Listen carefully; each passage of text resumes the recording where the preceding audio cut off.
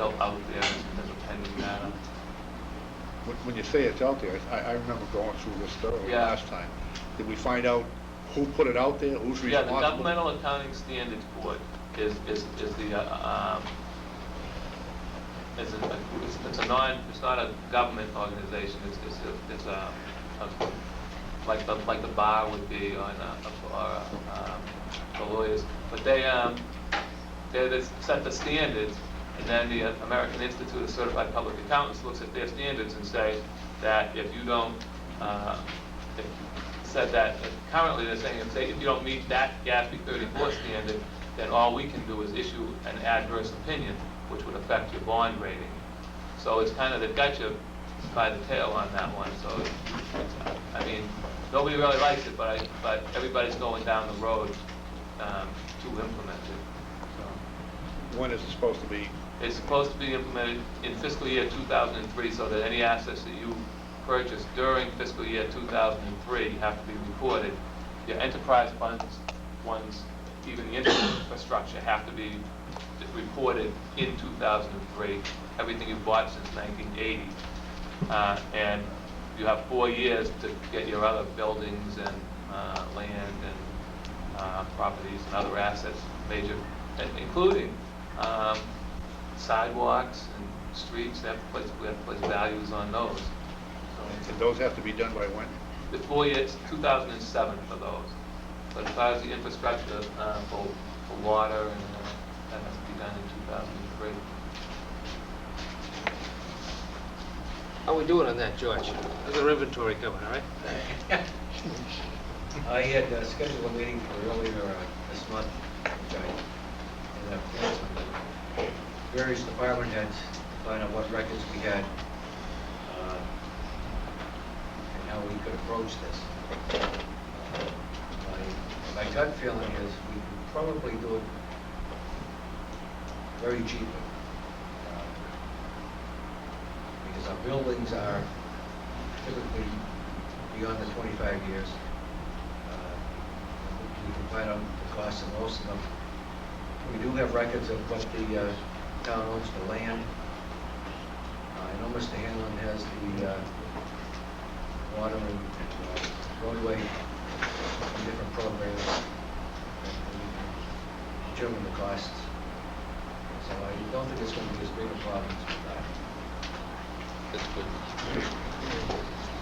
But still, nonetheless, It's a not major gonna be undertaking. easy. Yeah, a major undertaking. And I don't need to make They're light going of to it. take a significant amount of time on people's part to comply. So.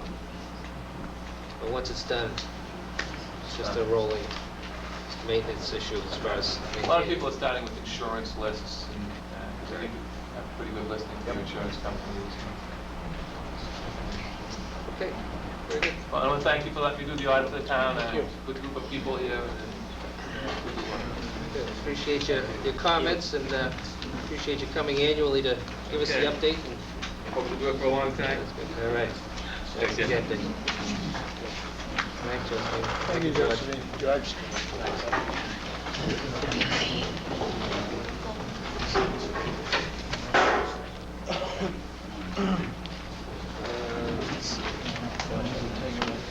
We do the item number 5, we scheduled for 8:30, a town-owned land, or to sell parcel, map 8, parcel 221. I don't know if the interested parties are here or not.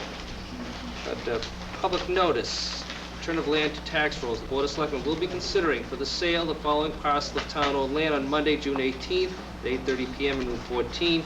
The Town Hall. The Board will also determine what, if any, use restrictions will accompany the land. Parties interested in this return of parcel to private ownership should plan on attending this meeting. A public auction will be held at a later date if the Board wants to sell the land. It's map 8, parcel 221, 8,000 square feet, located at 16 Edgewood Terrace.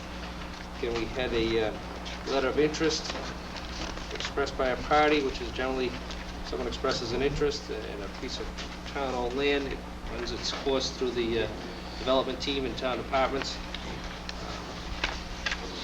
Then comes to the board through the administration with various recommendations, assessed valuations, and reports from various town boards, committees, and commissions. Let's see. It does not appear as though any town board, committee, or commission has expressed an interest in retaining the property. We do have as a couple of letters, one from conservation agent. Basically, the property contains significant amount of bordering vegetated wetlands, is within the 100-year floodplain. We have been the policy of the Conservation Commission to request retention of lands in the Martins Pond area to preserve the quality of the watershed. This parcel is not contiguous with other town-owned lands, nor is it located in any particular environmentally sensitive area. This parcel serves little environmental interest due to isolated nature of the parcel with respect to other open parcels in the watershed. While the Conservation Commission has little interest in ownership of the parcel, the lot is likely to be unbuildable due to wetlands constraints. Any sale of the lot should be conditioned upon remaining undeveloped. A note from the building inspector, the North Reading zoning bylaws, the above referenced lot is a grandfathered lot. However, a septic system design plan approved by the Board of Health is required. There also appears to be standing water on the lot, which will require review from the Conservation Commission. From the planning administrator, subject property is located within a Residence B, RB, and Aquifer Protection Overlay District, zoning districts. It also contains areas of 100-year flood zone. Edgewood Terrace is an accepted street. The property has 100 feet of frontage on Edgewood Terrace and contains 8,000 square feet in area. The property is approximately half wetlands. The parcel is currently non-conforming with insufficient frontage and area. It should be considered buildable only if grandfathering can be established. Here we have a letter of interest from an abutter. I believe Department of Public Works expressed no interest in the property.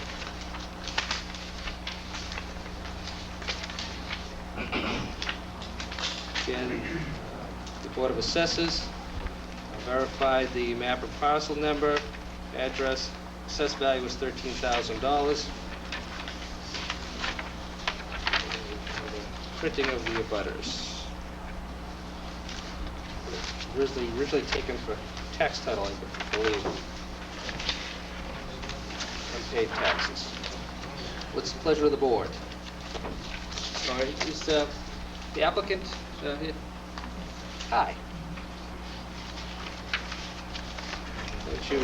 You did find the letter. State, why don't you introduce yourself and tell us what your intentions are and what you're looking to do. My name is Linda Sewell, and basically we want, next to our house, we basically want privacy. We're trying to let know it's not building, it's the it's all we understand. There's been some building in the area, and I can't remember what I said, we just like to guarantee our privacy. We had last house on Dead End Street, have a couple of kids, it's a nice area, and we just want to keep it that way, please. One of the policies that the board has implemented if we were to sell the land is that we impose certain restrictions on it which may prevent you from putting any other buildings on there or subdividing it. It has to become part and parcel of your original parcel, and those types of stipulations. Would you have any objections to anything like that taking place? There's just one question. When you do the assessing for the taxes each year, would that be considered an unbuildable lot then? Would a tax on an unbuildable lot versus a buildable lot? Well, right now it's assessed at $13,000. My guess is that if it were really truly a buildable lot, the assessed valuation on that would probably be 10 times that, the current valuation of property. Would this be something that would be joined into our existing lot, so it would be just one big lot, or would it be considered two separate pieces? It's still in considered case two, I believe, the two original- separate, it's two separate parcels. I believe it was originally part of the property, but the original owner Subdivided. had owed taxes and said, well, let's take this piece for back taxes. And that's why the question is it something that would just be joined into one big lot or just kept as? Tom, do you have that? It would be sold as a separate parcel if you're intending to try to join it together. It would probably take a land court, it would take a land court action, you know, to make sure the deed was free and clear, and then you'd, Mr. Spear. Generally, the assessor's office like to combine small parcels that are contiguous and they belong to one owner, and they do that with the planning board with the approval not required plan, which is submitted, relatively inexpensive engineering costs, which are usually those engineering costs are already established. The lot has a plan, and so those lots are combined in an approval not required plan. Mr. Spear's on the Community Planning Commission, so he I'm speaks also with one of their neighbors. one of the neighbors too, so speaks with some knowledge of the area, authority on the issue. So this, if you were to go before the Planning Commission, they get it put together as one lot. That should take care of it. Pleasure of the board. Mr. Rowe. Well, I don't have any problem with selling it because I've been assured in the past that the lot itself cannot be used of itself as a separate building lot, so I have no problem with selling it. So what have we used for the bid amount in the past? Formula, I know there was one over, it was over on Algonquin Road. Somewhere, what was that one? It was about $4,000. I don't recall what the assessed valuation on it was. But, I don't recall, but I know it was $4,000 over there. But I mean, we can establish whatever price. But what was the size? Do you remember? No, but it was $4,000. It was $4,000. I got Right. I got prices, but I don't You don't know the sizes. sizes, so. If you give me the lot, I can Well, get maybe, it. No, it's all right. maybe that we have it. Well, I mean, we have an assessed valuation of $13,000. We'll give you, Yep. Do you have a motion? Yep. Motion.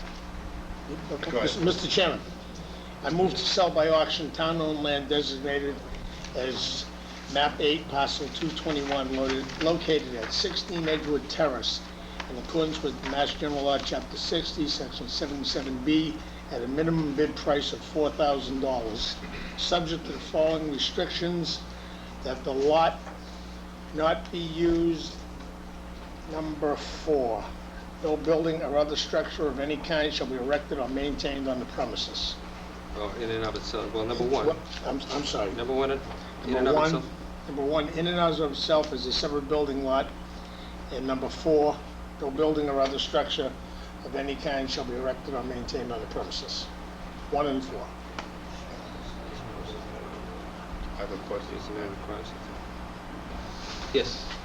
If they combine this with the parcel that they have now, would they be allowed to, at that point, assuming it clears all the wetlands and so on, like put a garage up or something? Are we restricting them from that by?